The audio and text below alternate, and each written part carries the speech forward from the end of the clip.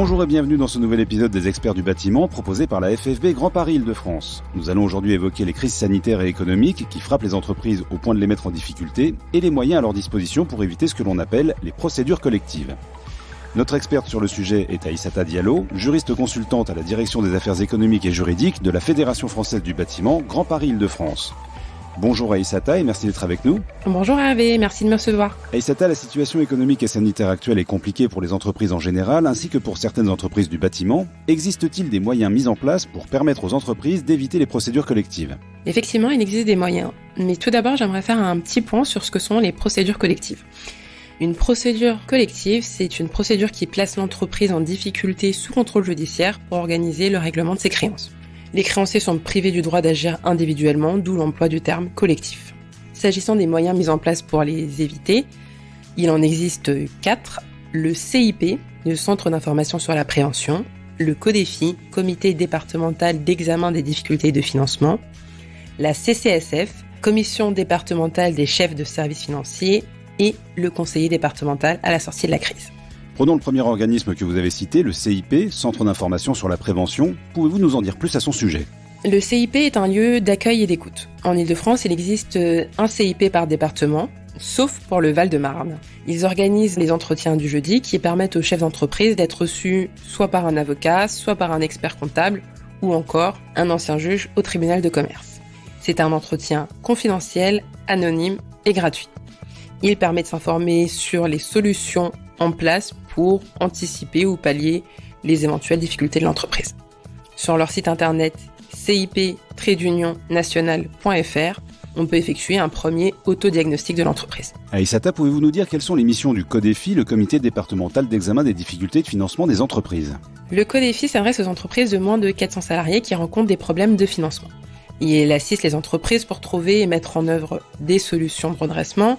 Le CODEFI peut proposer en premier lieu de réaliser un audit, d'identifier des solutions de redressement adaptées, d'engager une médiation avec l'administration ou encore avec des partenaires privés, de solliciter un prêt du Fonds de développement économique et social.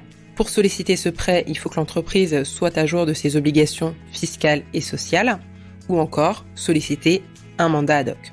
La liste des secrétaires permanents du CODEFI et leurs coordonnées complètes sont disponibles sur Internet. Pour ça, il suffit de taper « secrétaire permanent CODEFI ». Toujours au niveau du département, les entreprises peuvent s'adresser à la Commission départementale des chefs des services financiers, la CCSF. Quel est son rôle ? La CCSF concerne les entreprises qui rencontrent des difficultés pour régler leurs charges sociales ou leurs impôts. Pour la saisir, il faut être à jour de ses obligations sociales sur la part salariale. Le dossier à remplir se trouve sur le site économie.gouv.fr et il existe différents dossiers en fonction du type de demande ou de la taille de l'entreprise, notamment s'il s'agit d'une TPE ou si l'entreprise souhaite demander un délai de paiement. Les coordonnées des secrétaires CCSF sont disponibles sur Internet. Et qu'en est-il du conseiller départemental de sortie de crise qui agit également au niveau du département ? Ce conseiller est chargé de l'accueil des entreprises en situation de fragilité financière. Il est tenu au respect de la confidentialité, du secret d'affaires et du secret fiscal. Il établit un diagnostic de l'entreprise et pourra ensuite orienter l'entreprise vers un interlocuteur et lui proposer un outil d'accompagnement financier mis en place par l'État. Ces outils peuvent notamment être un prêt de l'État, un aménagement des dettes fiscales de l'entreprise, une médiation auprès de la Banque de France, une médiation entre plusieurs entreprises ou encore une procédure collective simplifiée. La liste des conseillers départementaux est disponible sur le site économie.gouv.fr. Aïssata, vous avez parlé de procédures collectives. Certaines ont-elles vocation à s'appliquer avant le redressement ou la liquidation judiciaire ? Oui, avant le redressement et la liquidation judiciaire, il existe le mandat ad hoc, la conciliation et la sauvegarde judiciaire. Toutes ces procédures sont à effectuer auprès du tribunal de commerce dont dépend le siège social de l'entreprise. Alors vous venez de mentionner le mandataire ad hoc. Pouvez-vous nous préciser son rôle ? Tout à fait, le mandataire ad hoc est un professionnel désigné par le tribunal de commerce ou proposé par l'entreprise. Il va aider l'entreprise durant une période définie à résoudre une ou plusieurs difficultés. Durant son intervention, le chef d'entreprise garde ses pouvoirs de gestion. La seule condition pour y avoir recours est de ne pas être en situation de cessation des paiements. La notion de cessation des paiements est très importante en procédure collective. Elle correspond au moment où l'entreprise ne peut plus régler ses dettes avec son actif disponible. Aïssata, quelle est la différence avec la conciliation puisqu'il s'agit de résoudre une ou plusieurs difficultés ? Effectivement, dans ces deux procédures, il s'agit de résoudre des difficultés qui empêchent le bon fonctionnement de l'entreprise. La conciliation peut concerner une entreprise qui est en état de cessation des paiements depuis moins de 45 jours. L'entreprise saisit le tribunal de commerce, qui va désigner un conciliateur, définir l'objet et la durée de sa mission. Ce dernier va négocier un accord amiable avec les principaux créanciers et cet accord aura ensuite une valeur juridique. En quoi ces procédures sont-elles différentes de la sauvegarde judiciaire ?